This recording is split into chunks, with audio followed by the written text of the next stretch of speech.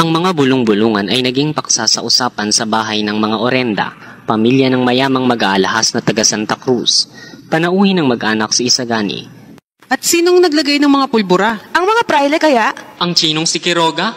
Isang estudyante? Si Makaraig? Ang mag-aalahas na si Simon? Si Simon? Nawala si Simon nang di nakapag-iwan man lang ng bakas.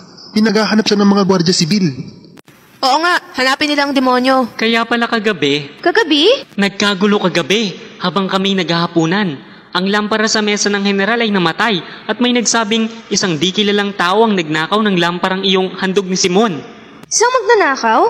Tauhan kaya ng kamay na itim? Tumindig si Isagani, lumakad-lakad. Hindi ba nahuli? Tumalon sa ilog at walang nakakilala sa kanya. May nagbabalitang isa raw Kastila at may nagsabi namang Chino at ang iba'y Indio. Ang lamparang yan ang magpapasabog ng buong bahay. Sayang, kundi sa magnanakaw na yaon, sana'y nangamatay na lahat. Gulat na napatingin kay Momoy ang mga babae, lumapit siya kay Isagani. Kailan may hindi mabuti ang kumuha ng hindi sariling ari. Kung nalalaman lamang na magnanakaw kung ano ang layunin at nakapag-isip muna, tiyak na hindi niya gagawin ang gayon. At pantayan o bayar man ng kahit gaano'y hindi ako lalagay sa kalagayan niya.